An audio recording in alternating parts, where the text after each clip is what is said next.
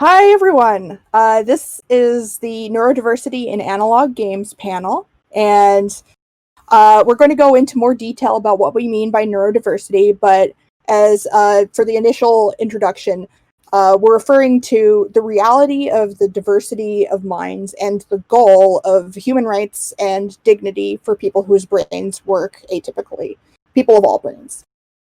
So the purpose of this panel / discussion is to talk about how, despite the fact that there's so many neurodivergent people in games, and drawn especially to role-playing games, that there's not a whole lot of representation of us in games or consideration of our needs when it comes to running games and playing games and making us feel safe and included.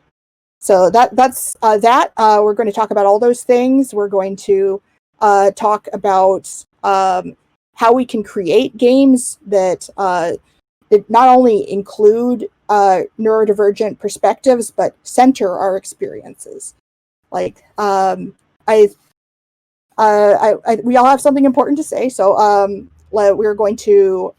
This is a fairly structured discussion. We'll introduce ourselves, then I will announce a question, and each of the panelists will answer the question, and then we will read out questions and commentary of people from the Twitch chat, and we'll keep on going for 5 questions. Okay, let's start with introductions. I guess I could go first. I am Olivia Montoya. I use she, her pronouns. And I have run the Neurodiversity in Games Jam on itch for 2 years now, and I'm very passionate about this topic. And I am working on a big game project, a tabletop role-playing game project called Chrysalis Cycle Rebirth that focuses on the parallels between the queer experience of coming out and the autistic experience known as taking off the mask. Like, not in a COVID sense, but like in a accepting and being open with our own natural mannerisms and ways of being, as opposed to pretending to be neurotypical or neurologically typical. Okay. I'm Joie Martin. I am the owner of Drowning Moon Studios, and I have mostly written LARPs in the past that are PDF form, so you can download them and play them with your own group. I'm also I released the tabletop Praetermedium last year, which is a tarot-based RPG about lucid dreaming and exploring the dreamlands. And I am planning on releasing a Powered by the Apocalypse tabletop role-playing game early next year. We're going to do a Kickstarter for it called Follow Me Down, which is about the story of Orpheus and Eurydice. And it's a 2-player game, so one person plays Orpheus, one person plays Eurydice, and it's about their journey through the underworld and their relationship together that they build on the journey. And a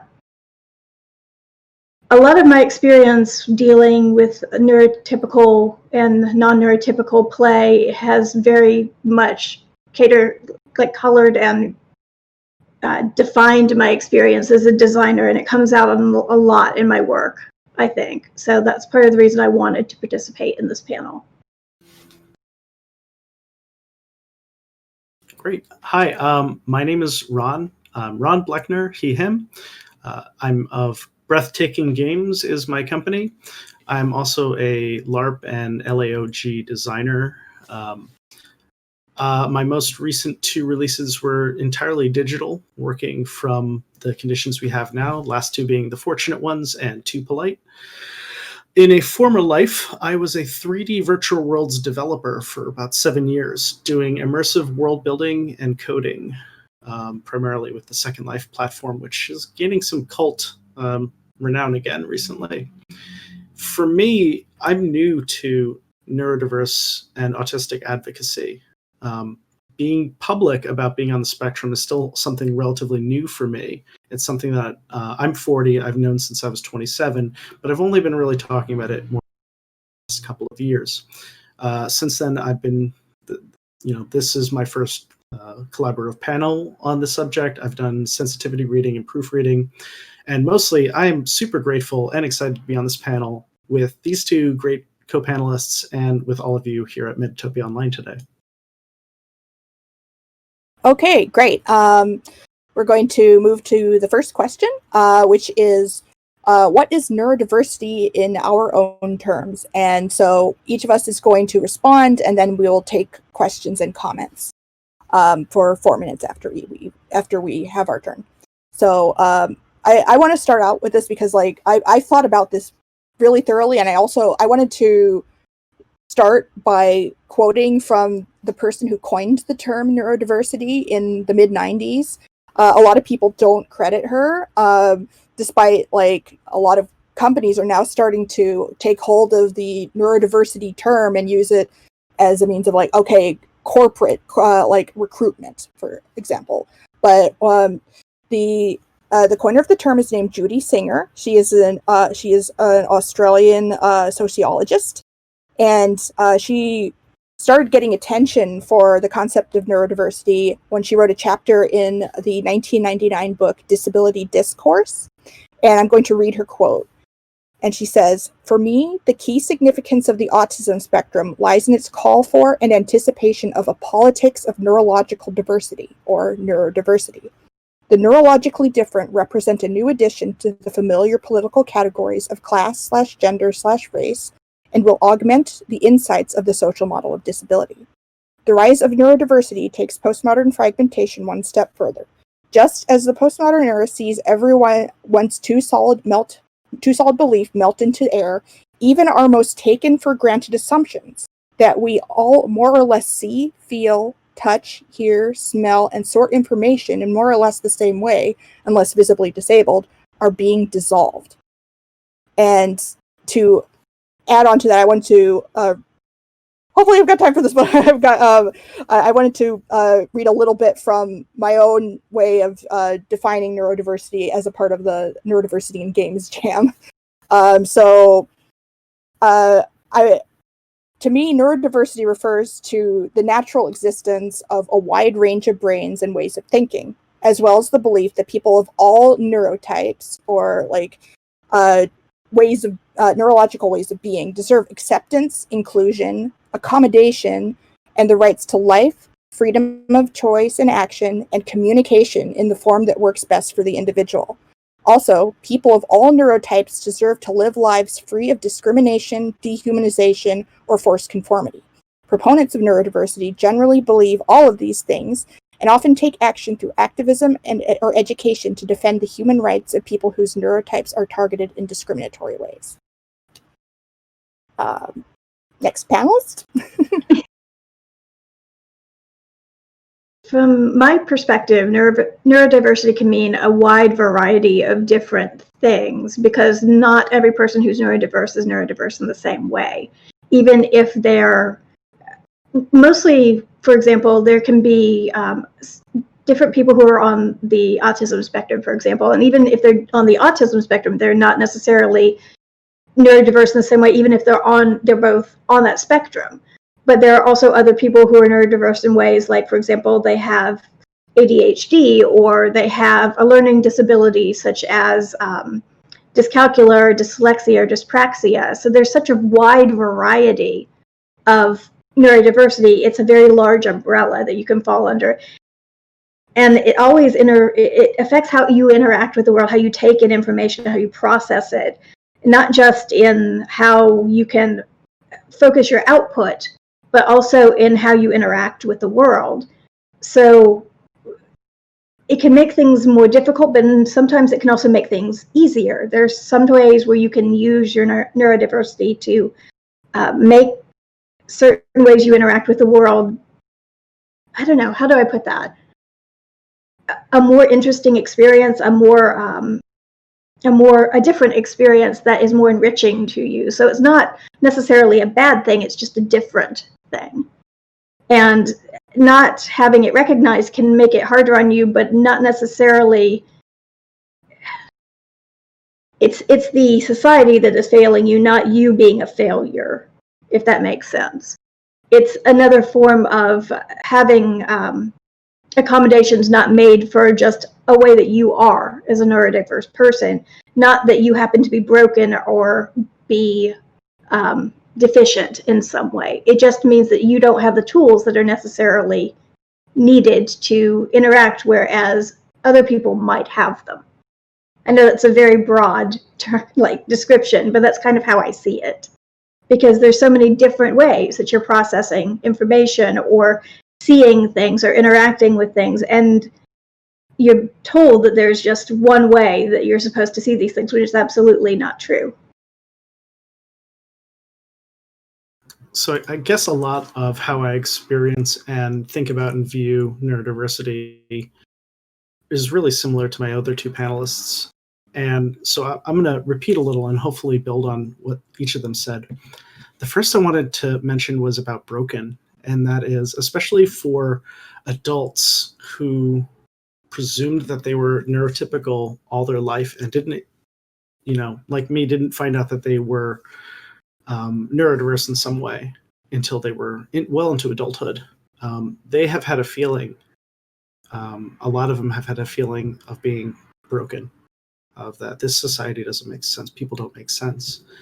And coming to a realization of that, we start to realize that no, there is something different. There is some sort of diversity. And then moving, at least for me, past okay, I kind of get what autism is, and I kind of get how I experience and sense things differently. The psychological community itself is in great flux in terms of trying to define and understand it. There's a lot of different competing theories and whatnot. But one thing that's really, I think, pretty clear to most people is that there are not these clear pigeonholes. So there's not necessarily, oh, this person is autistic, this person has ADHD, this person is bipolar. There's a lot of overlap in what is called comorbidity. There's a lot of misdiagnosed or different diagnoses, and sometimes diagnoses change over the years. So the focus, I guess, in neurodiversity is to advocate for each of these individual things, but realizing that it isn't always this clear cut. And ultimately speaking, we're focusing on these things because the one thing they all really have in common, we sense things in different ways, but there is a normal that society asks for and expects, and it is absolutely not fair and, in fact, ableist to put that expectation on everyone. And not only is it ableist, this pressure to for not just autistic people, but neurodivergent people in general to mask who they are has serious negative cognitive and psychological effects that can go from physical effects to things like PTSD and depression and anxiety. Imagine trying to force yourself to act like an entirely different type of person for their comfort, but never expecting that person to do the same. It's an inherently unequal situation. So I just want to point out again, I commented in the chat that if you want a question or comment read out loud, to tag it with question or comment in all caps. And if there isn't anything yet, then I also want to read through. I first want to acknowledge that neurodiversity, the neurodiversity movement, does not deny the existence of impairment. But I think a good way of putting things is that every neurotype, including neurotypicality, includes its own pros and cons. There's some things that are more difficult for some people and less difficult for others. And some people do have impairments that require a lot of support. But that doesn't erase the fact that they deserve just as much dignity and inclusion as anybody else. And yeah, no comments yet. Oh. Looks like, Olivia, you just anticipated Oh, I anticipated somebody's comment. But yeah, I'm very broad when it comes to the definition of neurodiversity. Like, on my Game Jam page, I include a list of like all the things that like are totally a part of neurodiversity, but a lot of people don't necessarily talk about. Like yes, I'm autistic, but I also have multiple sclerosis, which also affects my brain and how I think. So like I feel like that's an important part of neurodiversity as well, is making an effort to meet people where they are when they have, say, acquired neurodiversity or like if someone has a brain injury or if they acquire a condition, and like ultimately, I think how the sort of lost my train of thought, but basically like there's any way that your brain can be different is worthy of being considered part of the neurodiversity movement, and that and everybody deserves respect. Yeah, there's a lot. Originally, there's a lot of it centralized on autism. Yeah, especially because there are people with autism who have a tremendous difficulty with society, or vice versa. And that's been really visible. But there's plenty of people, just because it's centered on that doesn't mean it should be centered on that, or by any stretch of the imagination that's where that ends or whatnot. Yeah, that's what I feel as well, is that there's so much more, there's so many more types of neurodiversity out there that are not brought up a lot of the time, that people are not aware of maybe as much, and they're included under that big umbrella. They're necessary to be brought up and talked about and thought of when we're considering neurodiversity as a whole. So like people with a wide range of neurodevelopmental differences, psychiatric differences / disabilities, people with personality disorders, everyone deserves respect and equity.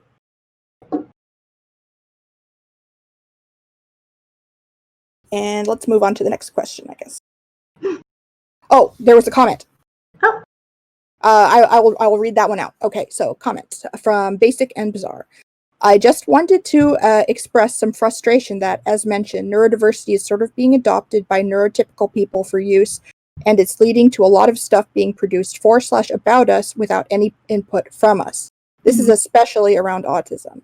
Yes, definitely. And someone also put a question in the chat from Balsamic Dragon. Question. Some kinds of neurodiversity have severe stigmas and prejudice in society or are not well understood. How do we handle it when games use these stigmas and misunderstandings to fetishize neurodiversity in their game as something quirky, fascinating, or even dangerous?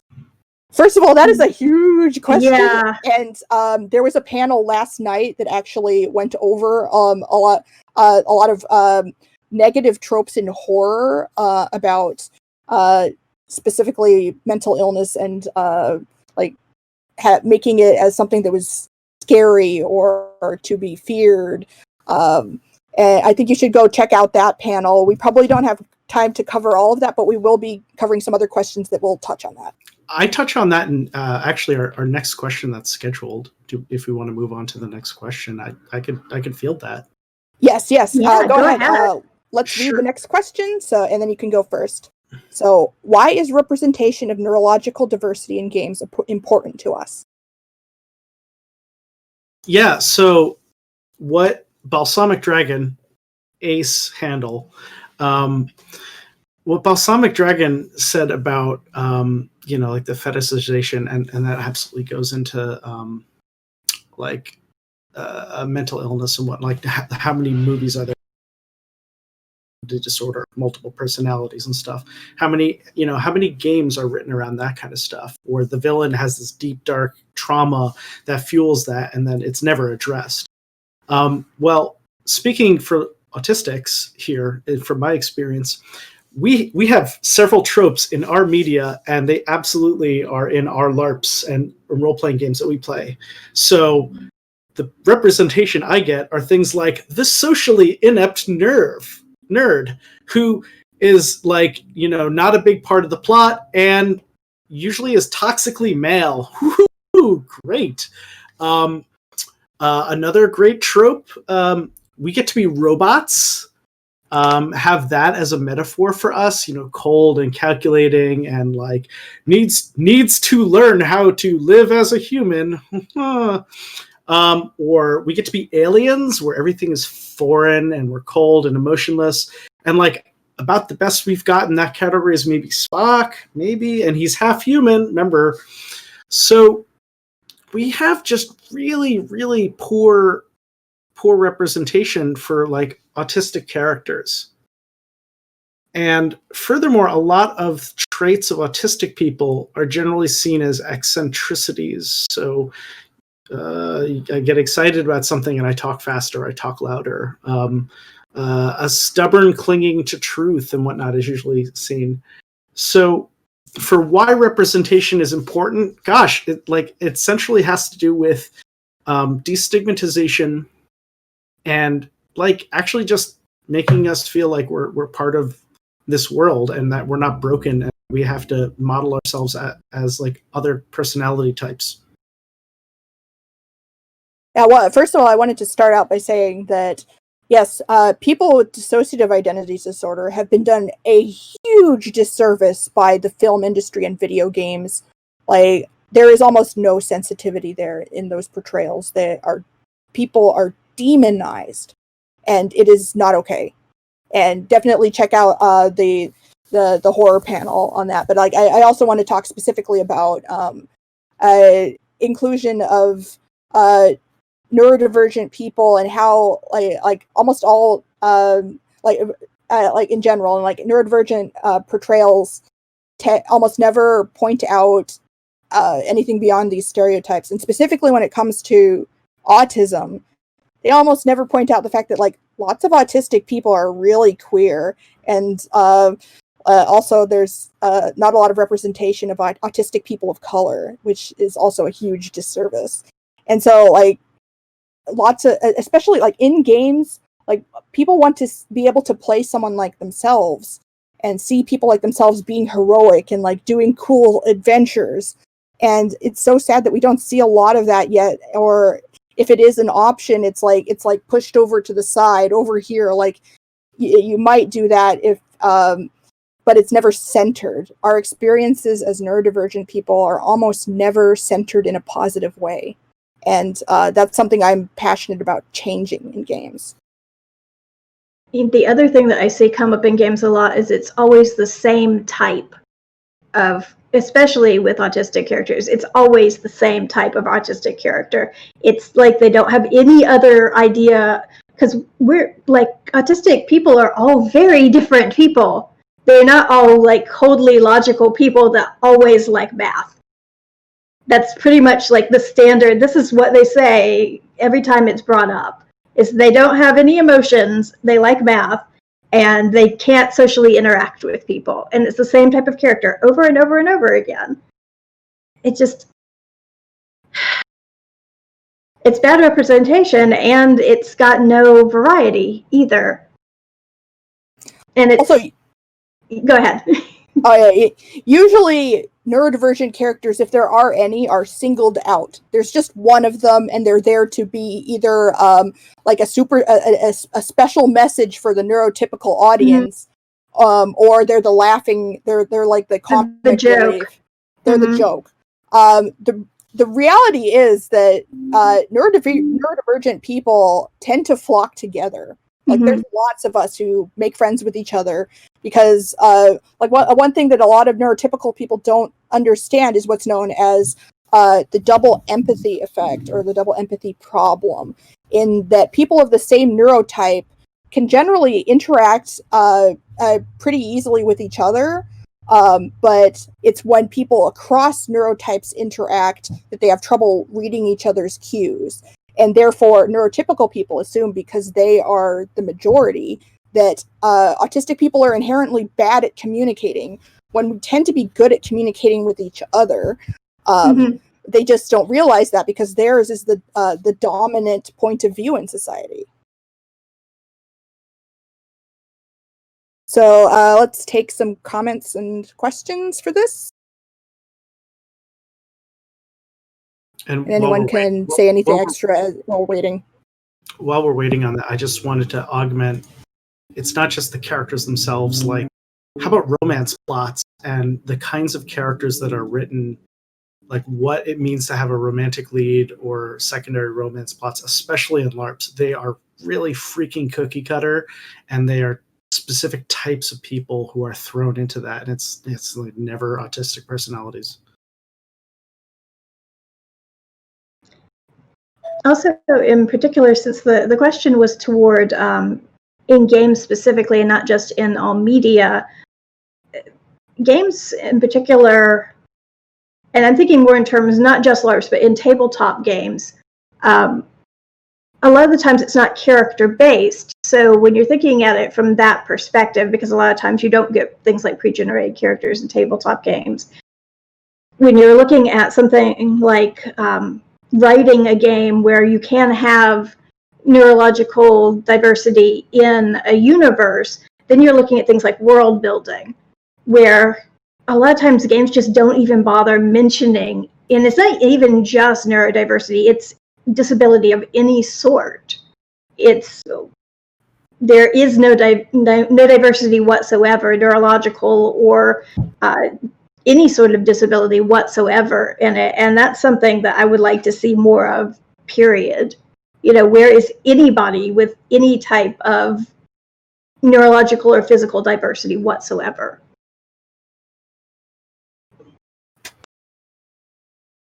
And I guess I could talk a little bit about the game I'm working on and how, like, specifically how I'm trying to, like, center. Well, I mean, actually, we do have a question that's a little bit more focused on this later, but, like, I do want to say that I am trying to at least remedy this in my own game that I'm working on. If there's no comments or questions in the chat, then we could probably move on to the next question. Anyone else have something to say? Okay. So the next question is... Oh, wait, there's a comment. Last second. Balsamic Dragon again. Someone brought up Spock. I think there are other RPGs where an entire race or other type of playable character is essentially a neurodiverse stereotype. Yeah. Yeah. Yeah. Can I just say I'm in the camp of people who wants to see like racial like evilness and goodness and racial like personality types just completely die. Like, I absolutely do. Like, it's in theory it should be that way, but like, it was always meant to be a metaphor for like specific types of people in sci-fi, and that's not how, like, especially ongoing campaign LARPs and video games and media take races. It's always just so like it creates this message of stereotype. Yeah, there's an entire different topic to be talked about, like race and races in RPGs, and especially like as a mixed person. Like, I mean, I as a mixed neurodivergent person, I have I have a soft spot for Spock, but I understand that kind of trope doesn't work. Oh, there's a question. From Emery Irving. Question. There are so many red flags I look for as an Autie gamer, but what are a few of the things you each view as green flags? Safety policy or safety mechanics, depending on if it's a live game or like a PDF deliver you a game or what. I mean, there are also safety mechanics being written into tabletop games now, so that helps as well. They're more common in indie games, so you're not always going to see them from the very large companies, but that also helps. Some of the other green flags I see is when instead of races, they have cultures, for example.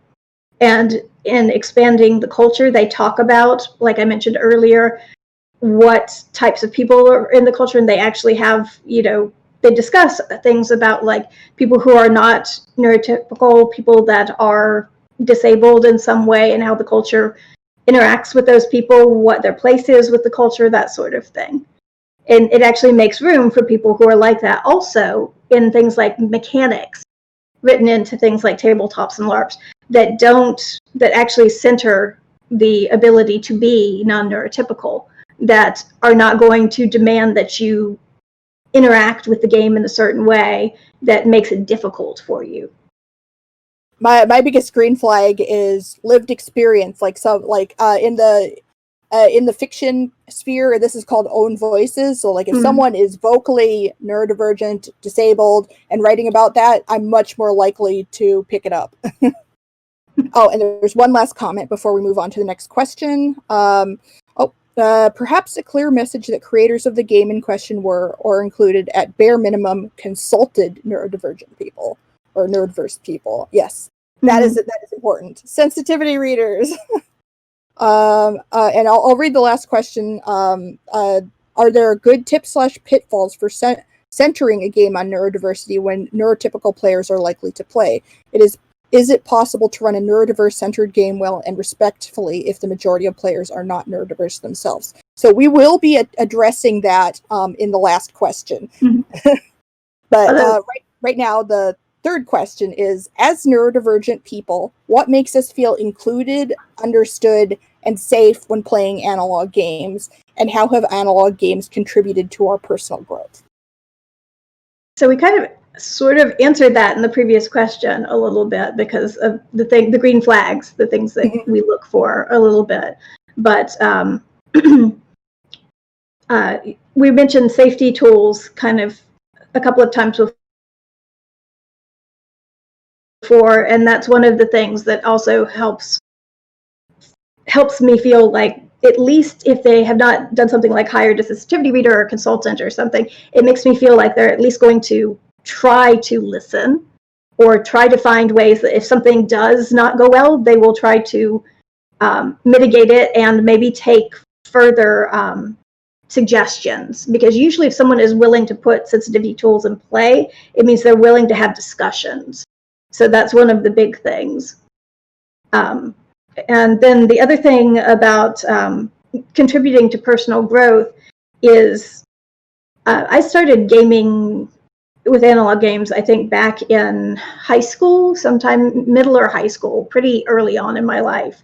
And the ability to have a narrative that I could shape, that I was in control of, was the thing that was most helpful for me. And especially living in an area where I didn't have a whole lot of control, and being someone who was considered weird, because you get a lot of that when you're neurodiverse, where people are just like, that person is weird. There's something wrong with them. Having these abilities to tell these stories made me feel like I had more control and I was not broken in some way. So that's a really large part of how it shaped me as a person. That's probably part of the reason I write them, because I like creating things where other people have that sense of control and sense of, here's a story that I'm telling, that it's my story and the people I'm engaging with story, and we are creating it together. Yeah, the reason why I'm so passionate about neurodiversity in analog games is because of my own personal growth as a result of playing analog games. And I feel like there's so much potential here that is non-exploitative and allows us to center our experiences in like, especially with LARP. Like I got into LARP before I ever got into tabletop RPGs, and I found it to be like an incredibly, like, at least with my really great community in college, was the ability to safely explore social interaction without any negative consequences that were like long lasting. So I could try out different ways of interacting, and like I could put on a character and like have fun and go outside my comfort zone without it having social consequences. And I like that. That's why I think that analog games centering neurodiversity could be like so great for us as a community. Yeah, I know so many ass people, like, probably for that reason. Um, I'll answer both parts of this question. Similar to Olivia, I started LARPing 6.5, 7-ish years ago. Theater and parlor LARP, so not the boffer kind. As cool as that is, that's not the kind I do. And here was a space that I think part of it is implicit with like that maybe shares it with like drama societies and schools is like you have a space where you're being creative and you by definition role play is getting out of your comfort zone and experimenting and being vulnerable. And because I think people appreciate that, and that's a big part of making an environment just to feel safe, to feel like you could explore that, to feel like you explore parts of your personality. I was also really lucky. I love the parlor LARP community out here in New England and Massachusetts. It's the Intercon, the RPI, the Summer LARP and WPI. Also, a lot of the Magiscola folks. It's a space where people are really supportive of each other, and that isn't necessarily something so much with the LARPing itself, other than the fact that it's in LARPing, and more just a testament of like, here are some good nerdy people that I got to feel comfortable around. The other part of the question is like, what makes me feel included and understood? So I'm just going to rattle off a bunch of things people can do with LARPs and perhaps with tabletop or whatnot and other role play. So like clear expectations, like from the beginning, like here are certain rules, here are certain mechanics, have things available in advance. Please, like as little last minute like stuff happening, in terms of planning, including things like, this is the tone of the game. This is how dark the game is supposed to be. This is how long the game is supposed to be. Here are different stages of the game and what we're going to be doing with them. Those sorts of setting expectations are like the jam of like me and so many autistic people that I've talked with. Clear expectations about social interactions, about limits, about like, especially with conflict and conflict resolution. Rules that allow timeouts or just spaces that you could go peace out and chill. Having staff that are there specifically to like help out people who are having a hard time and remind them to like drink water and have a granola bar or something. And just in general, like staff that or GMs that make it clear that like, hey, if something goes wrong, and we'll pause and we'll just make it better. Can go a huge way for me in making those spaces feel comfortable and safe and fun. Yes. So we have a comment from Huggy Ray. Comment. I often feel that I'm seen as a problem player because I have so many conversations with GMs about things I struggle with, things worded in a way that I need to rewrite slightly, etc. I feel like one thing that would be helpful is more of an explicit understanding that it's okay to have weird and specific needs and limits. The GMs are happy to help people have a good time if they can, and people shouldn't be shamed or pressured into playing things to avoid spoiling someone else's game. Yes, totally everything that. So if there's any, I'll wait a few seconds for any more questions or comments, but then I want to move on because we're a little bit behind. But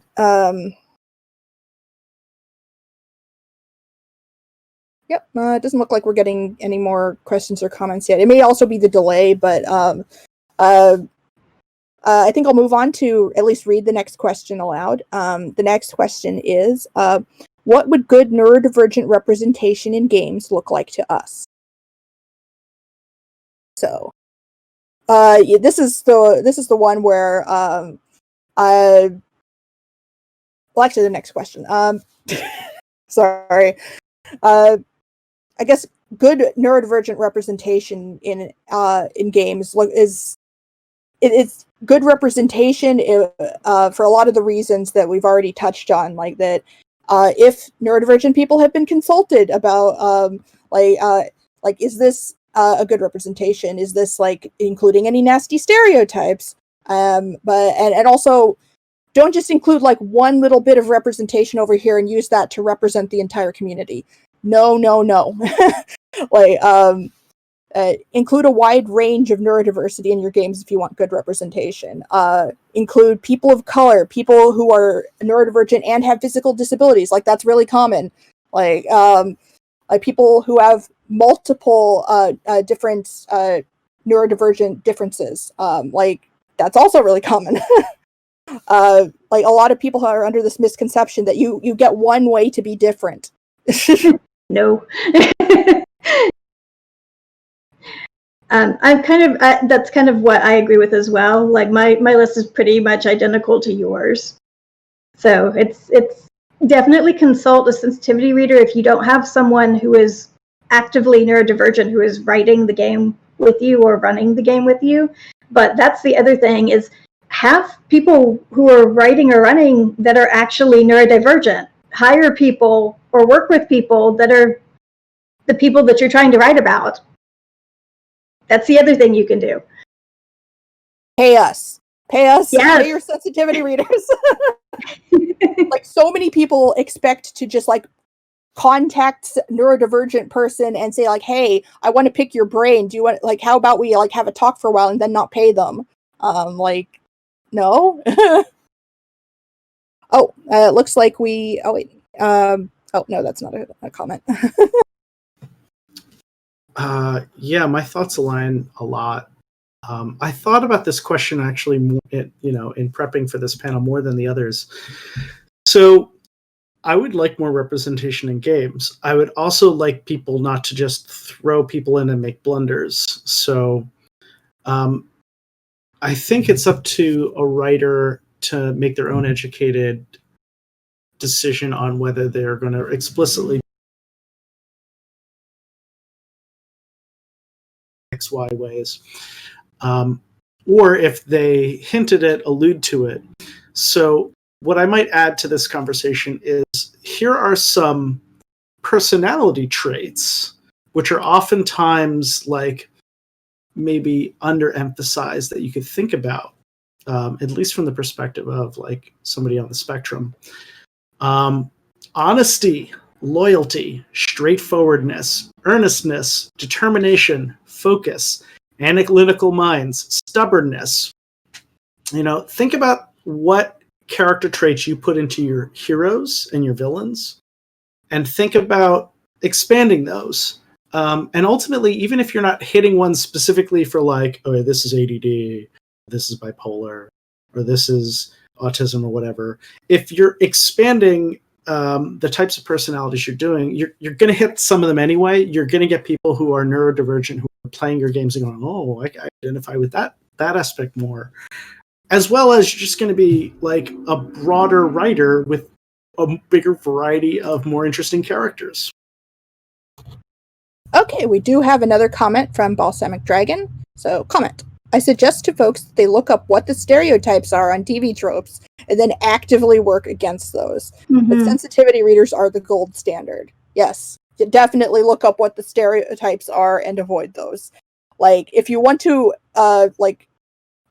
keep this addressing stereotypes to the people who those stereotypes affect. Like, if someone wants to like explore that stereotype from their own point of view as like having lived experience, that's a totally different topic. But like, if you aren't a member like of a marginalized group, it's generally the best policy is don't talk about that the marginalization or that specific identity from that lens of like, we're exploring this identity, but definitely like include characters who are neurodivergent in your game if you like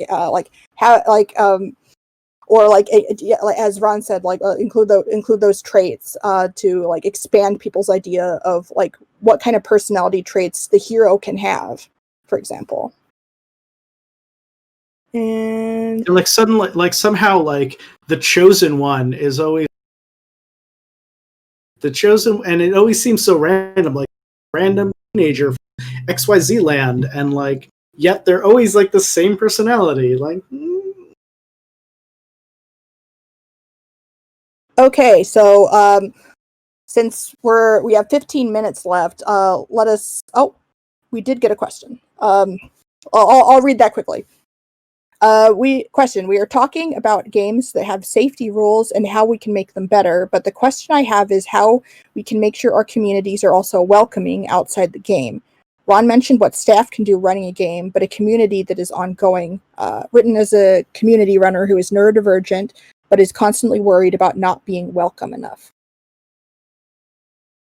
Anyone want to say something about that? Like, about community building?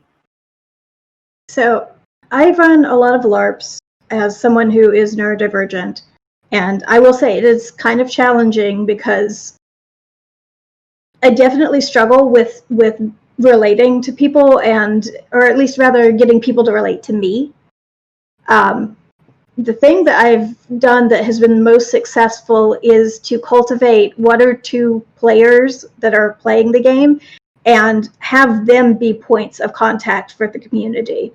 Have them sort of, especially if you notice among your community of players, there are going to be people that are going to be very enthusiastic about the game and about the community itself, and basically cultivate relationships with them and have them be the ones that are going to be the ones that help take the burden off of you. That's the thing that's been most helpful for me. And they can help you build the community and be kind of a buttress is what's been most helpful. That way that it's not just you having to build every single relationship, but it's you building kind of a web of people. You take these 1 or 2 players and you build relationships with them, and then they build relationships with everyone else. So it's kind of using, I hate to say, you build a village, but that's kind of what it is, where it's not just you having to do every single thing. So that's one part of it. The other part of it is making sure that you do have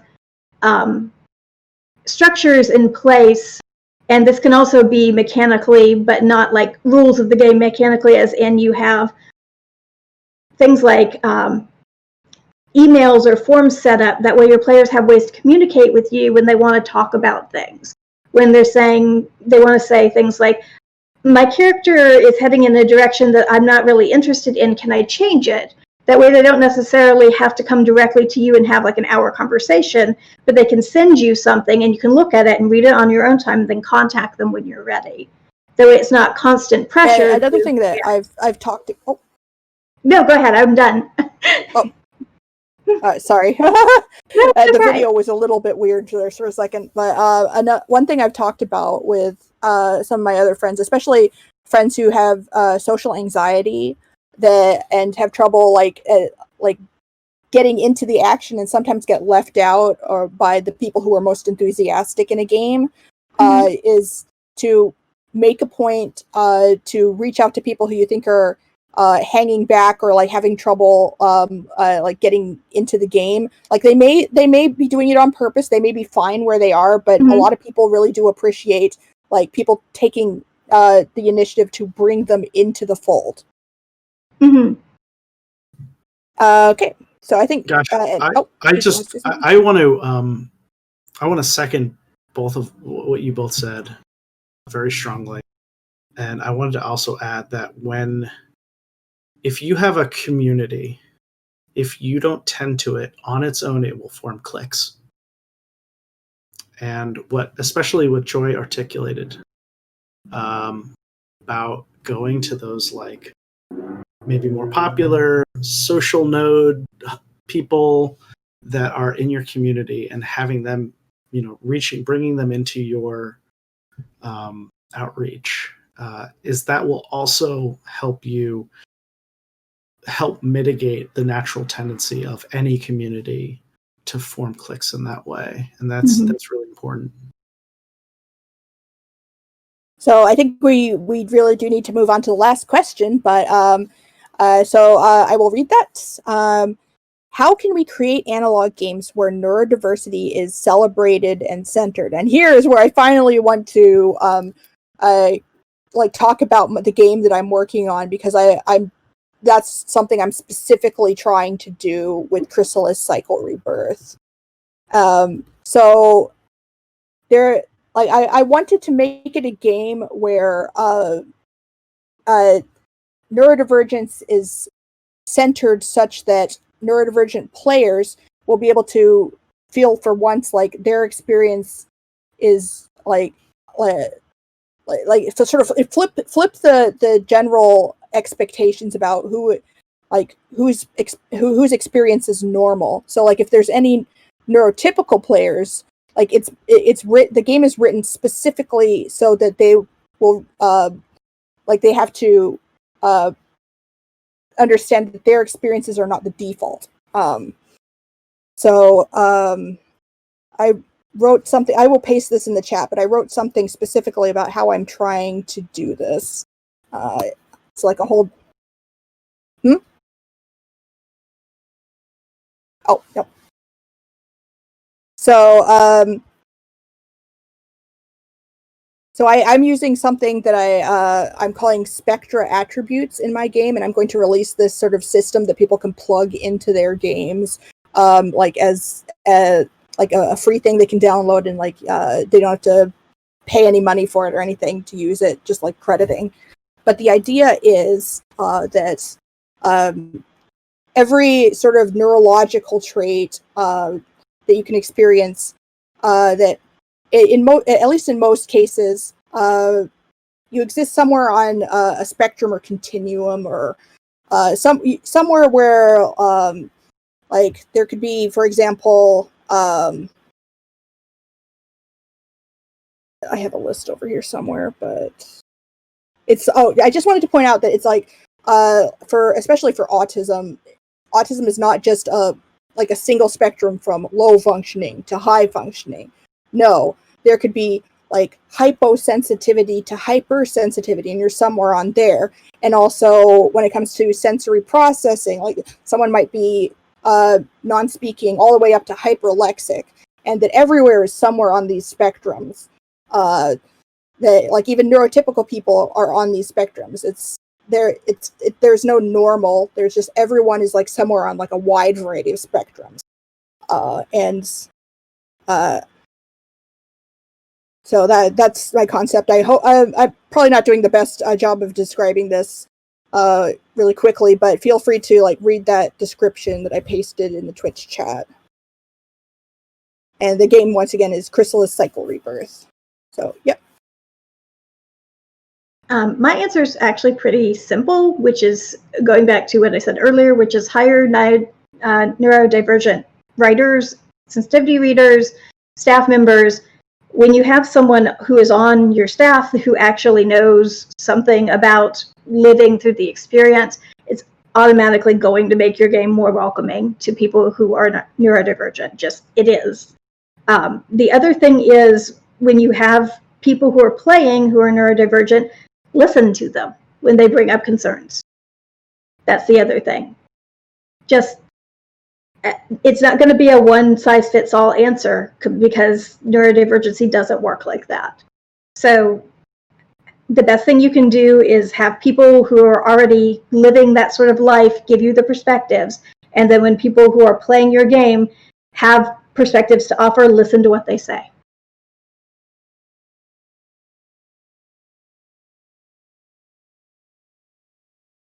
Does anyone have any?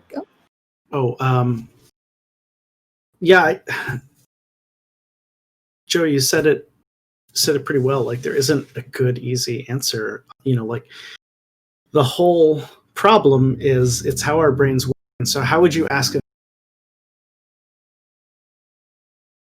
perspective of somebody whose brain processes things differently? It's again, whether it's some mental health issue, autism, some other learning disability or whatnot.